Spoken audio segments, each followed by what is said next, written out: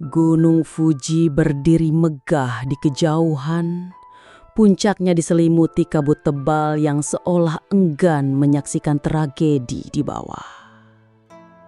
Desa Hokuto yang biasanya damai di kaki gunung, malam itu diserang oleh pasukan klan Takeda.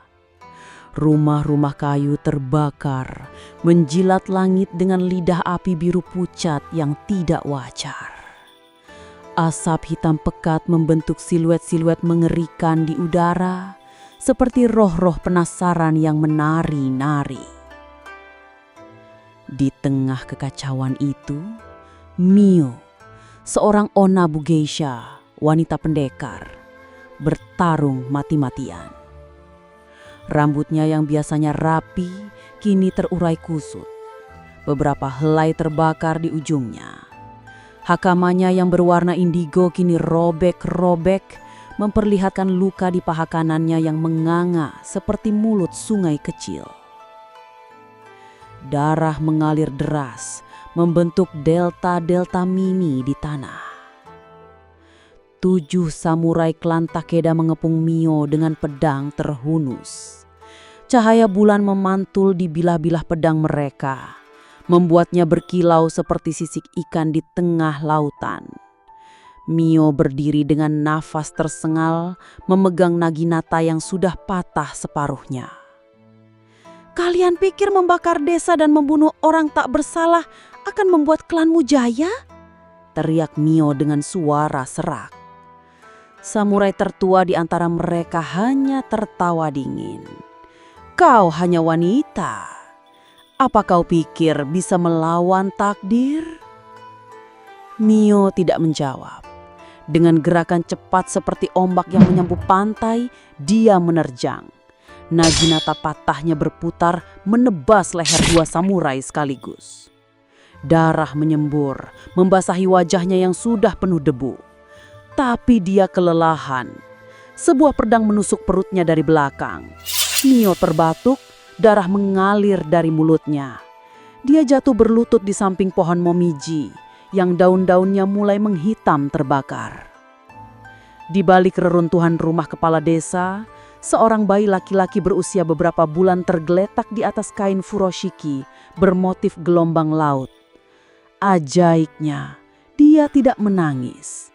Matanya yang hitam pekat memantulkan bayangan Gunung Fuji yang seolah sedang memandangnya. Biksu tua bernama Ryokan tiba di tempat itu dengan langkah berat. Jubahnya yang lapuk berkibar seperti layar kapal yang usang. Dia melihat mayat Mio dan menghela nafas panjang. "Sudah kubilang padamu, Mio, jalan pedang hanya akan membawamu pada kematian," bisiknya. Ketika matanya beralih ke bayi itu, sesuatu yang aneh terjadi. Semua serangga di sekitarnya mati seketika. Daun-daun momiji yang jatuh tiba-tiba berhenti di udara selama beberapa detik sebelum akhirnya menyentuh tanah. Ryokan mengambil bayi itu dengan hati-hati. Di leher bayi itu tergantung sebuah kerang laut kecil. Anehnya, ketika kerang itu disentuh, terdengar suara gemuruh ombak dari dalamnya, seolah samudera yang luas terperangkap dalam cangkang kecil. Angin tiba-tiba berhembus kencang, membawa bisikan-bisikan aneh. "Hati-hati biksu, kau memungut ular yang akan memakanmu sendiri suatu hari nanti." Ryokan mengabaikan bisikan itu. Dia memperhatikan sesuatu yang lain. Tahi lalat berbentuk pedang di punggung bayi. "Tsurugi no Michi," gumamnya. Jalan pedang terkutuk. Di kejauhan, Gunung Fuji seolah merespon.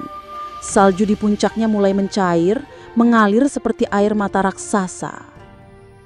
Ryokan membungkus bayi itu dengan bagian dari jubahnya. Dia melihat ke arah mayat Mio untuk terakhir kali. "Aku akan menjadikan anak ini seperti sungai Mogami, mengikis gunung tanpa suara, mengubah lanskap tanpa terlihat," katanya dengan suara berat. Kerang di dada bayi tiba-tiba bergetar, mengeluarkan suara seperti nyanyian hantu nelayan yang hilang di laut. Bayi itu tetap tidak menangis, tapi matanya yang hitam itu seolah memancarkan pemahaman yang tidak seharusnya dimiliki seorang bayi. Ketika Ryokan berbalik untuk pergi, sesuatu yang aneh terjadi. Daun-daun memiji yang sudah jatuh tiba-tiba melayang kembali ke atas, seolah ditarik oleh kekuatan tak terlihat.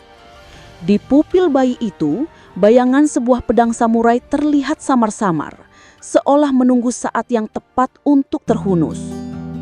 Malam itu, Gunung Fuji akhirnya menutup matanya. Salju di puncaknya menyelimuti seolah enggan menyaksikan apa yang akan terjadi selanjutnya. Desa Hokuto yang terbakar perlahan menjadi abu, membawa semua rahasianya. Tapi di gendongan Ryokan, sesuatu yang lebih berbahaya dari api, lebih dalam dari samudra, dan lebih tajam dari pedang samurai sedang tertidur pulas. Sebuah takdir yang suatu hari akan mengubah seluruh Jepang. Dan di kejauhan, angin terus berbisik membawa pesan terakhir Mio yang tak sempat terucapkan. Shin, ketika kau besar, jadilah pedang yang lebih tumpul dari pisau dapur, biar kau tak perlu merasakan. Kalimat itu terputus, hilang ditelan gemuruh ombak yang hanya bisa didengar dari kerang ajaib di dada bayi itu.